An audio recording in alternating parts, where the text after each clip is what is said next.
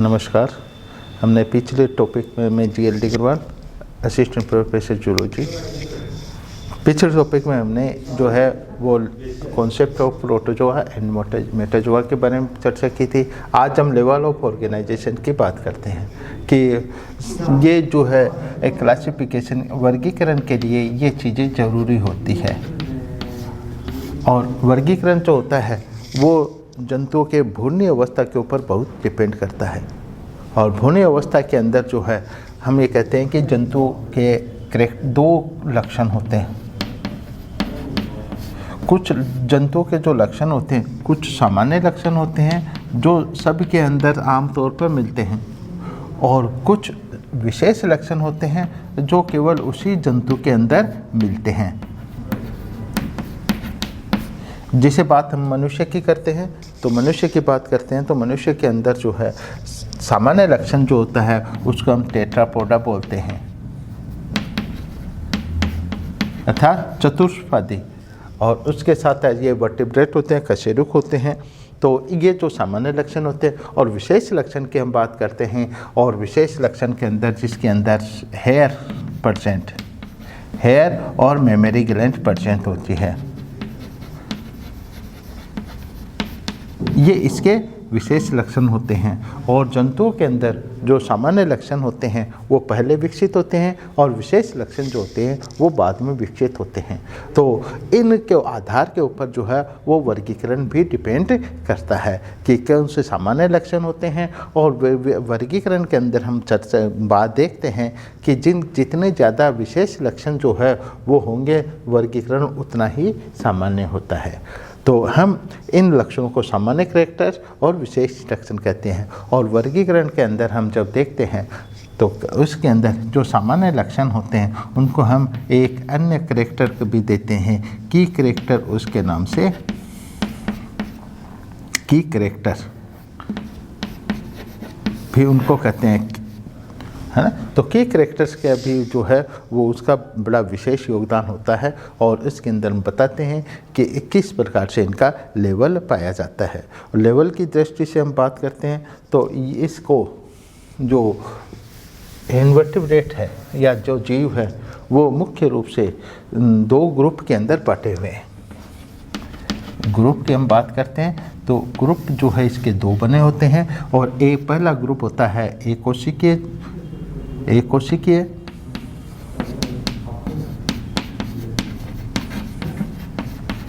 और दूसरा ग्रुप जो होता है वो बहुकोशिकीय होता है।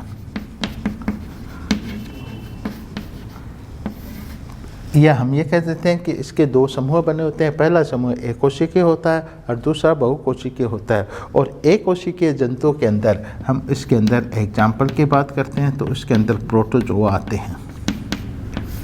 और प्रोटोजोआ के हमने पिछले गत वीडियो थे उनके अंदर देखा था कि प्रोटोजोआ एक कोशिकीय जंतु होते हैं। वाइटल एक्टिविटी सभी जितनी भी वाइटल एक्टिविटी होती है वो सारी की सारी एक कोशिका के अंदर पाई जाती है। बहुकोशिकीय की हम बात करते हैं तो एक कोशिका के अधिक जितने भी जंतु हो जाते हैं उन्हें बहुकोशिकीय जंतु कहते हैं। और इनका जो नाम हो जाता है वो मेटाजोआ होता है।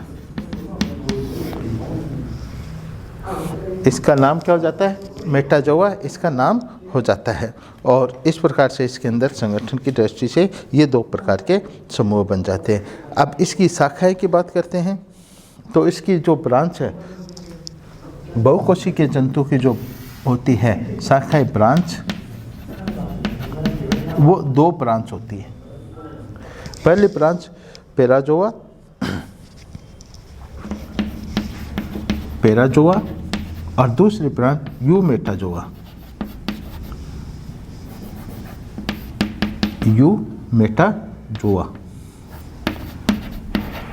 पेराजोआ के अंदर बात करते हैं तो प्राथमिक आ जाते हैं। यू का मतलब जाता है ट्रू हो जाता है। इसके अंदर जो है वो पोरीफेरा एनिमल्स आते हैं, पोरीफेरा। और इसके अंदर जो है वो सिलेंटेटा से लेकर के आगे तक एनिमल्स इसके अंदर आते हैं। और उसके बाद इसके अंदर प्रोटोजोआ की पोरीफेरा के अंदर के शरीर के अंदर पोर पाए जाते हैं। और ये जो पोर्स पाए जाते हैं, पोर्स इनको ओस्टिया बोलते हैं। इनको क्या कहते हैं? ओस्टिया बोलते हैं। और सिलेंटेटा के अंदर जो है वो सिलोम पाई जाती है। सिलेंटेटा का जो है वो सिलोम पाई जाती है। तो इस प्रकार इसके अंदर जो है ये 2 ब्रांच हो जाती है। उसके बाद में पेराजोआ जो है वो पोरीफेरा में समाप्त हो जाते हैं। उसके बाद यहाँ पे इसके सिलेंटेटा के जो है वो 2 ग्रुप बन जाते हैं।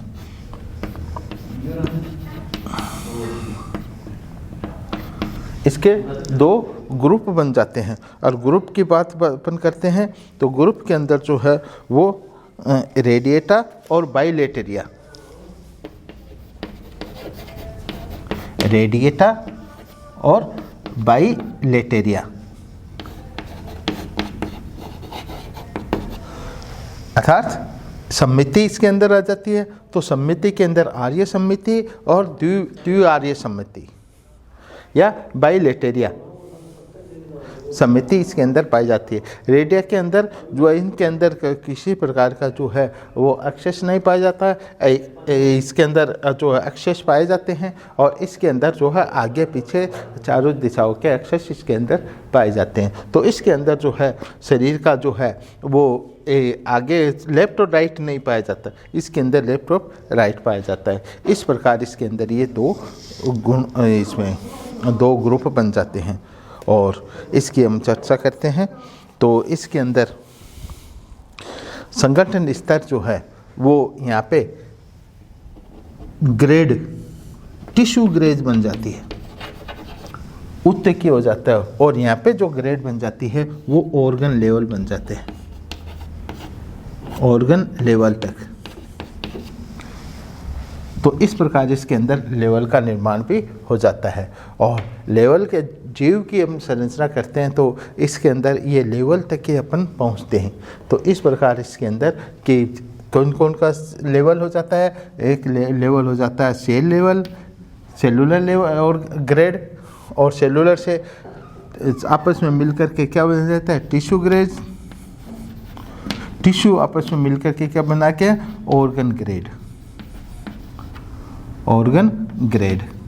तो इस प्रकार इसके अंदर ये लेवल बन जाते हैं। और ये लेवल जो है वो क्लासिफिकेशन का आधार बनते हैं। और इस प्रकार इसके अंदर कई प्रकार के लेवल्स पाए जाते हैं। और ये एक क्लास सामान्य जो है वो क्लासिफिकेशन है। और इसका एग्जाम्पल हम बात करते हैं तो ये जो है सिलेंटेटा, सिलेंटेटा के अंदर ये सिलेंटेटा के अंदर आगे। और ये जो है सिलेंटेटा और उसमें प्लेटेलमेंथीज। और उसके बाद में ये जो है प्लेट एस हेलमेंथी से लेकर के आगे जितने भी एनिमल्स आते हैं उसके अंदर ये आ जाते हैं।